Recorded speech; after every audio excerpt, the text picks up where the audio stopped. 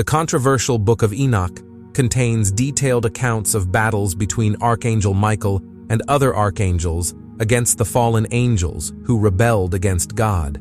This conflict, rooted in loyalty and betrayal, shows the good forces fighting to keep the universe in balance. A significant part of this battle raises questions about what exactly Archangel Michael and the other angels did to the fallen angels. Who won the battle? Join us as we immerse ourselves in the holy ancient stories of brutal angel wars. The Nephilim, as described in ancient texts, are a fascinating and complex topic that intertwines spiritual narratives with historical interpretations. Their depiction varies across different sources, painting a picture of beings that had a profound impact on ancient societies and their mythologies. In the Hebrew Bible, the Nephilim are mentioned in the context of the sons of God and the daughters of men, producing offspring together. These offspring are described as the mighty men that were of old, the men of renown. Genesis 6:4.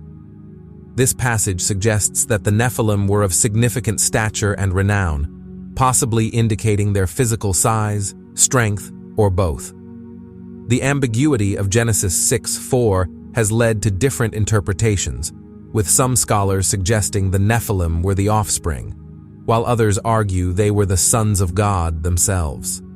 The nature and identity of the Nephilim have been the subject of much debate and speculation. Some interpretations link them to the fallen angels, suggesting a spiritual decline and a connection to divine beings who rebelled against God.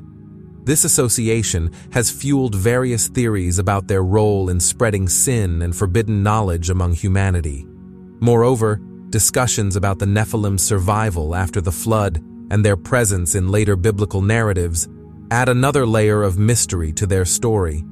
For example, discussions in online forums question how the Nephilim could continue their line after the flood, given that only Noah and his family were said to have survived. Further complicating the narrative are the connections drawn between the Nephilim and other ancient myths, such as the Sumerian king list, which mentions great kings claiming divine heritage. This similarity suggests a widespread cultural motif of divine human offspring contributing to the ruling classes or heroic figures within ancient societies. The translation of the term Nephilim itself has evolved over time. The earliest translations into Greek rendered the Hebrew Nephilim as gigantes, which does not necessarily imply great size, but rather beings of great strength and aggression. This translation influenced subsequent interpretations and translations, further embedding the notion of the Nephilim as giant progeny into the collective imagination. Interestingly, the Nephilim are also mentioned outside of the biblical context, indicating their significance in broader ancient Near Eastern cultures. For example, their presence is noted in pre-Israelite Canaan as a race of giants, suggesting a contemporaneous but distinct existence from the offspring of divine beings and earthly women. Noah's life story unfolds in an era marked by a pervasive downfall in ethical standards, yet his unwavering virtue and his close walk with the divine distinguish him amidst the widespread wickedness. He is a 10th-generation descendant of Adam and lived to the remarkable age of 950 years, dedicating a significant portion of his life to fatherhood and farming before becoming the central figure in one of the most profound events in biblical history, the flood. The Genesis flood narrative, a cornerstone of Hebrew mythology, encapsulates the divine decision to reset creation due to humanity's failure, sparing only Noah and his family because of his unmatched righteousness. This tale, with its roots in Mesopotamian epics like the Epic of Gilgamesh, Atrahasis, and the Sumerian epic of Ziusudra, shares a common theme of a great flood dispatched by the gods, or God as a form of divine retribution against human wickedness. The parallels between these ancient stories and Noah's account hint at a shared cultural heritage that transcends geographical and temporal boundaries. The flood, lasting 40 days and nights of relentless rain, culminated in waters that submerged even the highest mountains, underscoring the inescapability of divine judgment. The ark, a marvel of gopher wood, became the vessel of salvation for Noah's family and representatives of all living creatures, ensuring the continuity of life post-deluge.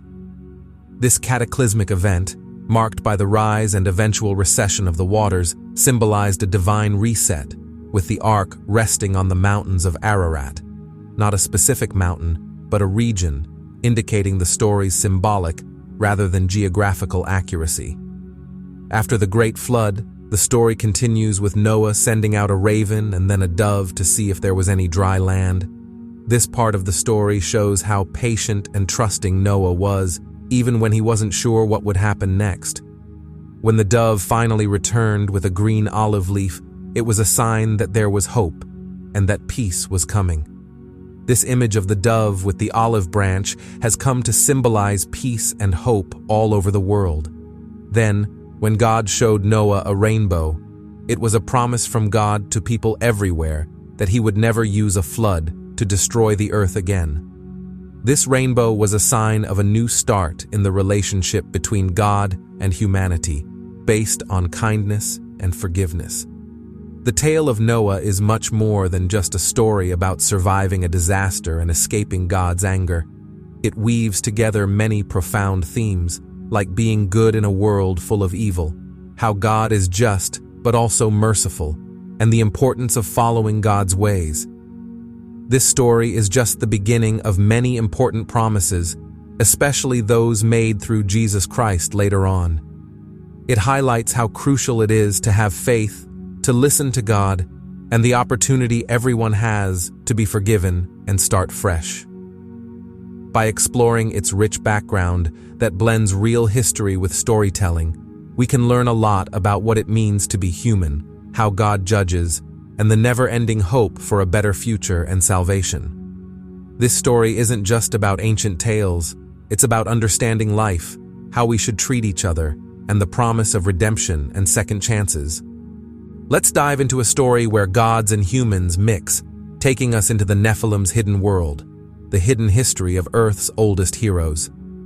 To get a deeper understanding of the Nephilim, we need to explore ancient writings that mention them, like the Bible and the Book of Genesis. In these ancient texts, the Nephilim appear under mysterious circumstances right when humans began to spread across the earth.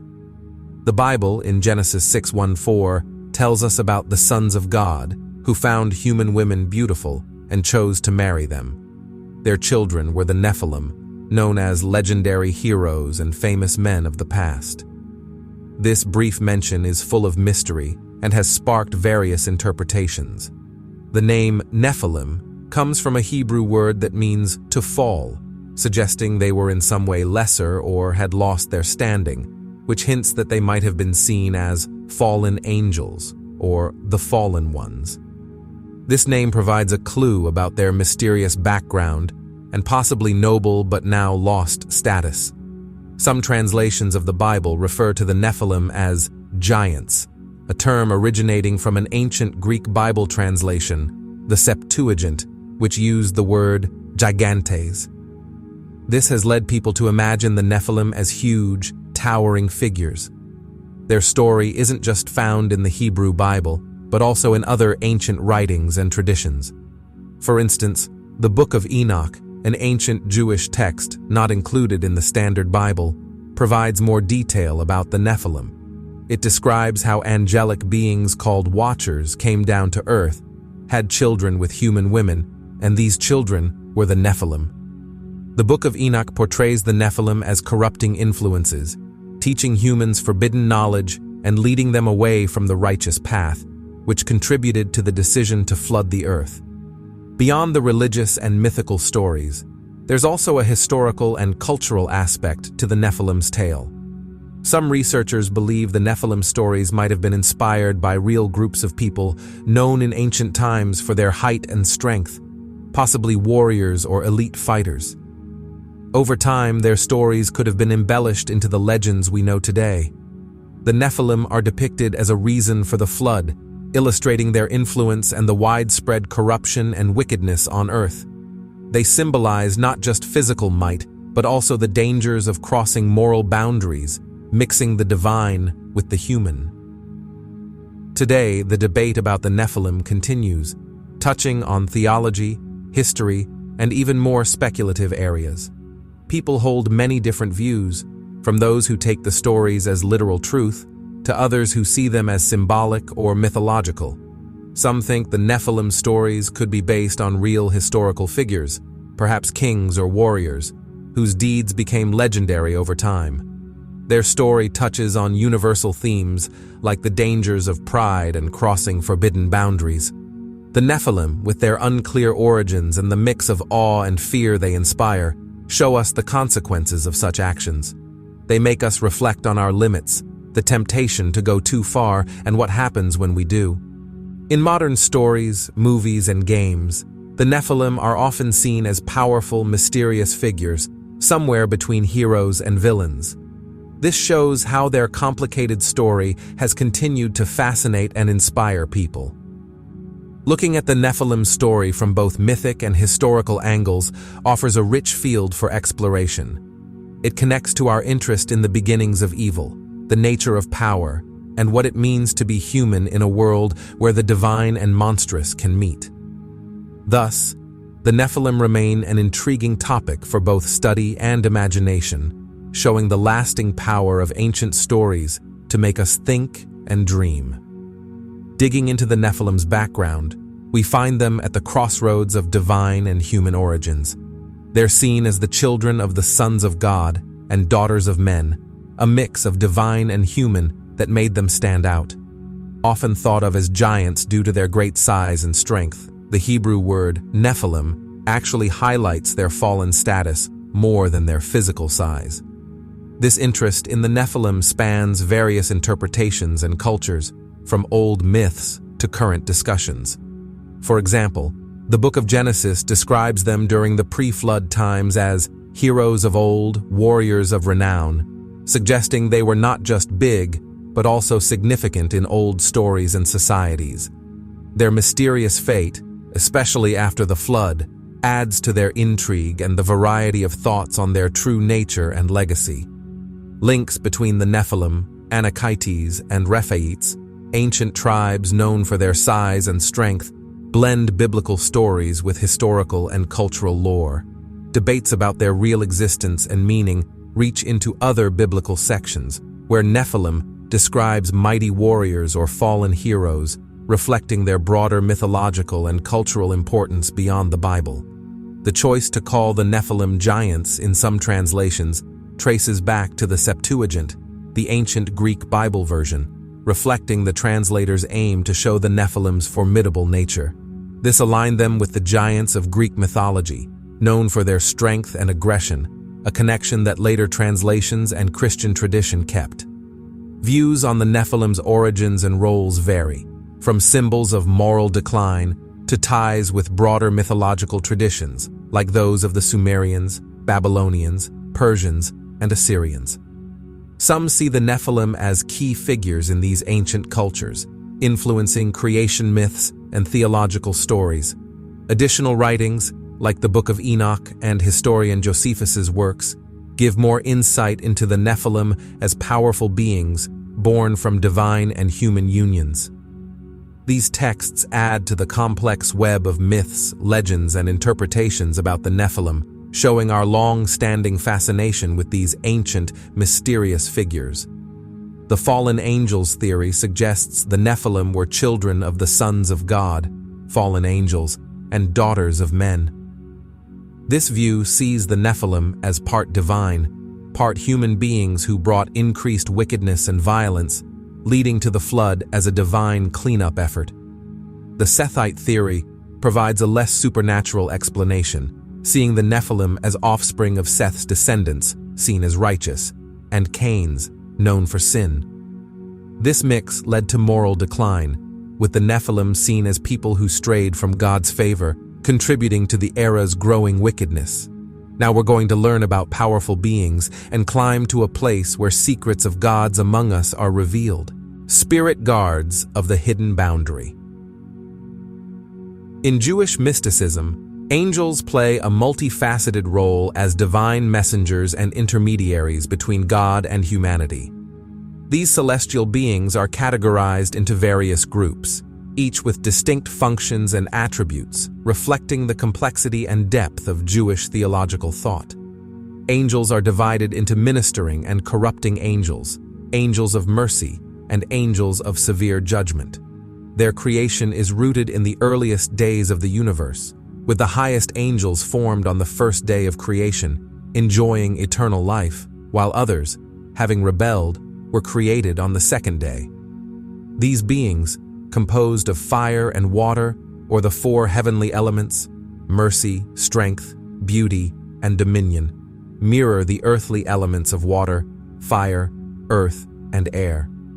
This ethereal composition allows angels to manifest in both human and spirit forms when fulfilling their earthly tasks. They embody the spiritual powers and divine light, making them integral elements of the heavenly throne and participants in the celestial hymns of praise to God. Angels' activities include mourning the temple's destruction, carrying prayers from synagogues to the heavenly realm, and descending to earth infused with divine light. The biblical narrative often depicts angels as messengers delivering God's directives and messages.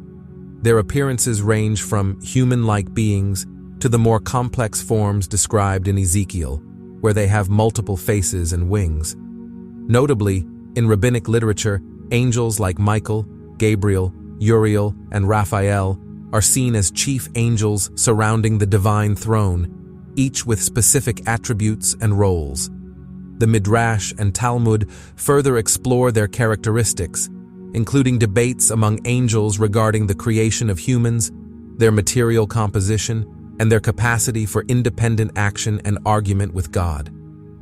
This complexity adds layers to their roles beyond mere messengers, portraying them as active participants in divine deliberations and the execution of God's will on earth. Among the archangels, Uriel stands out as the angel of wisdom, guiding intellectual pursuits and sacred knowledge. He is revered for his role in enlightening individuals, inspiring them toward truth, knowledge, and discernment. Uriel's patronage extends to scribes, teachers, and those engaged in compiling and restoring sacred texts. Similarly, Raguel, the angel of harmony, oversees relationships and promotes justice, fairness, and peace. He intervenes in conflicts, fostering understanding and reconciliation among people, thus ensuring divine justice in human affairs. Angels, often depicted as beings of light and purity, are said to transcend the physical realm, existing in a state that is beyond our normal understanding. They are believed to be created from a substance that is not earthly, making them unique in their essence and existence. These celestial beings play a crucial role in various religious and spiritual traditions, acting as messengers between the divine and the human world. Their presence is not limited to mere myth. For many, angels are real entities that provide guidance, protection, and comfort to those who believe in them. In the realm of spirituality, angels are seen as powerful protectors who guard individuals and guide them through their lives. They are thought to be always watching over us, ready to intervene on our behalf during difficult times. This belief in guardian angels gives many people a sense of security and peace, knowing that they are not alone in their struggles. The concept of angels is not a new one. It has been part of human culture and religion for thousands of years.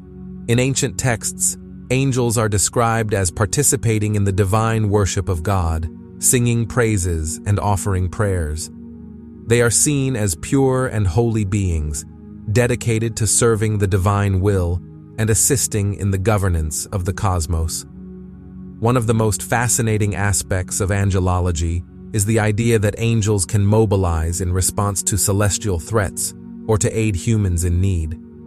Stories from various religious texts recount how angels have intervened in human history, providing guidance to prophets, delivering messages from God, and even engaging in battle to protect the righteous. For instance, the story of Noah, where it is believed that angels played a crucial role in warning him of the impending flood and guiding him in building the ark, showcases the protective nature of these celestial beings. Each archangel is known for their specific role and attributes. Michael, often depicted as a warrior, is considered the leader among angels, defending the faithful against evil. Gabriel is known for delivering divine messages, playing a pivotal role in key religious events. Raphael is associated with healing, bringing comfort and relief to those in suffering. Uriel, though less known, is thought to enlighten the minds of humans, guiding them towards truth and wisdom. Despite the varying interpretations and understandings of angels across different cultures and religions, the core belief in their benevolence, power, and role as divine intermediaries remains constant. They symbolize hope, embody faith, and serve as a reminder of the spiritual dimensions that many believe exist beyond our physical world. The evolution of angelology over the centuries has enriched the concept of angels, adding layers of meaning and understanding to these celestial beings. Yet, at the heart of these developments remains the fundamental belief in their existence and their involvement in the world. Angels continue to be a source of fascination, inspiration, and comfort to many, bridging the gap between the divine and the human, and reminding us of the spiritual support that is believed to surround us always. Guided by heavenly advice, we're now looking to the stars for heroes who keep the universe safe, royal keepers in the universe. The archangels, supreme beings in the heavens, face off against the Nephilim, giants born from the union of angels and humans. This conflict isn't just a clash of might, but a profound saga that intertwines fate, divine will, and the natural order. Michael, an archangel revered across various religious texts, is at the heart of this celestial confrontation. Michael is not just a warrior, he embodies the very essence of protection and justice. His role extends beyond guarding a single nation. He is a defender of all that is good and righteous, challenging the forces of evil wherever they may arise. His confrontations with Satan are legendary, showcasing his unparalleled skill in combat and deep understanding of spiritual warfare. Gabriel, another pivotal figure in this narrative, wields the power of the word. Though he may not engage in physical combat like Michael, Gabriel's impact is no less significant. His announcements have the power to alter destinies, guiding prophets and heroes along paths ordained by the heavens. His messages are not mere words, but catalysts for change, shaping the course of human history and the balance of power in the cosmos. Raphael, whose stories are found in texts not universally acknowledged in religious canon, serves as the healer among the archangels. In the midst of destruction and despair, Raphael's presence is a source of comfort and hope. His healing goes beyond physical ailments, touching the souls of those entangled in the conflict, restoring their strength and will to persevere. His role is crucial, for in a battle that threatens both body and spirit, healing is as vital as strength. Uriel, though less known, brings a dimension of wisdom and foresight to the celestial hierarchy. His insights into the future and the hidden aspects of the world are invaluable. In the chaos of battle, Uriel's strategic guidance illuminates paths to victory that others might overlook, turning potential defeats into triumphant wins. His ability to see beyond the immediate, to understand the deeper implications of actions and events, makes him a key player in the divine strategy. The Nephilim, on the other side of this cosmic conflict, are no mere adversaries. Their origins are shrouded in mystery and controversy, born from the forbidden union of the divine and the mortal. Their strength is legendary, their size formidable, making them fearsome opponents in any confrontation. Yet, their existence is a challenge to the natural order, a defiance of the boundaries set by the divine. As these two forces collide, the battle is not merely physical, but deeply spiritual, encompassing the realms of morality, duty, and destiny. The archangels, each with their distinct roles and powers, confront the Nephilim with a combination of might, wisdom, and divine grace. The conflict is epic, spanning the heavens and the earth, a testament to the struggle between order and chaos, righteousness and defiance. The confrontations are marked by breathtaking feats of power and moments of profound sacrifice. Each archangel, leveraging their unique abilities, confronts the Nephilim not just for victory, but for the preservation of the divine order and the protection of humanity. The battles are fierce, the stakes immense, but the resolve of the archangels is unwavering. In this narrative, the initial clashes between archangels and Nephilim are more than mere battles. They are the unfolding of a divine drama, a clash of wills and philosophies. The archangels, as embodiments of divine attributes, fight not just for supremacy, but for the very principles they represent. Michael's courage, Gabriel's messages, Raphael's healing, and Uriel's wisdom blend into a formidable force, illustrating the multifaceted nature of the divine and the complexity of their mission. Integrating more detailed information into the text about the battlefield, where Michael leads with his fiery sword, Gabriel with his trumpeting blasts, Raphael weaving through ranks to heal and protect, and Uriel offering insights and strategies, we expand on the roles and attributes of these celestial beings based on various traditions. Michael is often perceived as a powerful protector, known in Christian tradition as the Prince of the Heavenly Host, leading God's armies against the forces of evil and rebellion. He is venerated for his strength to fight against Satan, rescue souls, champion God's people, and bring judgment. His name, meaning "who is like God," symbolizes his role in defending the faithful against adversaries, embodying courage and protection. The image of Michael with his fiery sword isn't just a symbol of physical battle, but also a metaphor for the spiritual warfare against darkness. Gabriel, recognized as the messenger of God, plays a crucial role in delivering divine announcements. This archangel's encounters with Daniel, Zechariah, and Mary highlight his mission to convey God's plan to humanity, fostering understanding and faith. Gabriel's presence brings guidance, hope, and clarity, assisting those who seek spiritual insight and purity. His role extends beyond mere messaging. It encompasses the strengthening of human spirits in times of doubt and confusion. Raphael, whose name means God heals, is associated with healing, guidance, and protection on journeys. This archangel is celebrated for his acts of healing, Tobit's blindness, and guiding Tobiah through challenges. Raphael's involvement in the lives of those he aids is a testament to God's mercy and care, emphasizing the healing of both physical ailments and spiritual maladies. He embodies compassion, offering renewal for the body, mind, and spirit to all who request his aid. Uriel, often called the Flame of God, is tasked with guiding humanity in understanding the difference between good and evil. Uriel's wisdom illuminates the path to righteousness, offering insights that help resolve conflicts and promote peace. This archangel's guidance is pivotal in making just decisions, embodying the light of God that dispels ignorance and doubt. Uriel's role as a patron of the arts and sciences further highlights his contribution to human enlightenment and the pursuit of knowledge. After a sky battle, we explore the Nephilim's impact, mixing myths and their influence over time. Were the Nephilim real or just a myth? The ambiguity surrounding the Nephilim stems from their description as both the offspring of the sons of God and the daughters of men, and as mighty men of renown from ancient times. This dual identity suggests a lineage of great size and strength, challenging the natural order and invoking divine wrath, particularly before and after the Great Flood.